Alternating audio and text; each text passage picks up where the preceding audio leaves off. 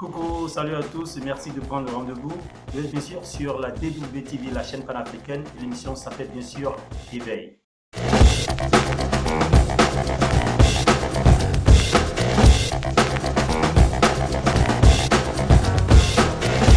De la période anticoloniale à nos jours, la Russie a toujours entretenu des rapports très étroits avec le continent africain. Abonnez-vous et activez la cloche de notification pour rester focus sur nos actualités. Les relations entre les pays africains et la Russie ont véritablement commencé et se sont institutionnalisées vers la fin des années 50. À l'époque, la Russie s'appelait Union soviétique ou URSS. La guerre froide qui s'est installée en Russie dans les années 47, couplée au processus de décolonisation dans les pays africains, ont favorisé le rapprochement de la Russie à l'Afrique. Moscou finance des mouvements indépendantistes tels que le Parti communiste en Afrique du Sud, les mouvements populaires pour la libération de l'Angola, du Mozambique, du Zimbabwe. Vers 1964, certains pays comme le Burkina Faso, le Bénin, le Congo rejoignent le système communiste mondial.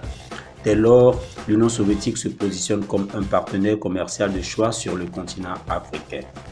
L'Égypte sera le premier pays africain à signer un traité commercial avec l'URSS en 1956, la Tunisie en 1957, la Guinée en 1959.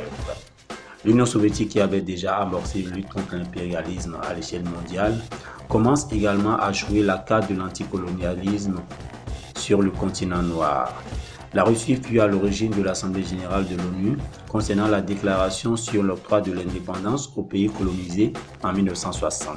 Elle soutient également le groupe Casablanca composé du Maroc, de l'Algérie, de la Libye, du Mali, du Soudan, de la Guinée et du Ghana qui promeut une unité africaine sous le signe de l'émancipation coloniale. Elle invite environ 25 000 Africains à étudier en URSS en créant l'université Patrick Lumumba, renommée plus tard Université russe de l'amitié des peuples en 1992 à la chute de l'Union soviétique et qui retrouve plus tard en 2023 le nom Patrick Lumumba.